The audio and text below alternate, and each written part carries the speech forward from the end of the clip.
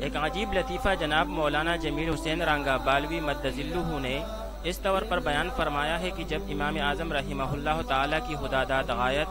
ذہانت، فطانت اور ذکاوت کی عالمگیر شہرت بچپن ہی میں ہونے لگی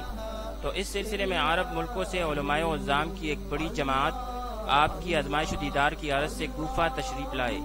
اس وقت امام صاحب بالکل چھوٹے تھے اور راستے میں بیٹھے ہوئے تھے۔ کہا گیا یہی وہ لڑکا ہے جو آپ کو مطلوب ہے، تو وہ حضرات خوب متعجب اور حیران ہو گئے کہ اتنا چھوٹا سا لڑکا اس کی اتنی شہرت آفاق ایسے ہو گئی۔ آخر کار بطور آزمائش السلام علیکم ورحمۃ اللہ وبرکاتہ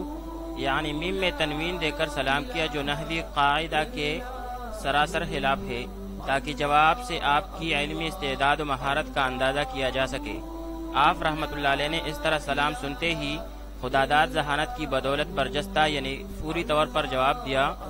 وعلیکم السلام یا جامع الالف واللام والتنوین، یعنی الف، لام اور تنوین جمع کر کے سلام دینے والے کو سلام ہے۔ اب حضرات سائلین نے آپ کا یہ جواب سن کر آپ کی علمی استعداد و مہارت کا اندازہ کر کے باہمی یہی فیصلہ کر لیا کہ اس کی آزمائش کے لیے یہی ایک جواب کافی و شافی ہے، بس اور چندہ ضرورت ہی نہیں، اور پھر وہ لوگ واپس چلے گئے۔ اللہ اللہ اللہ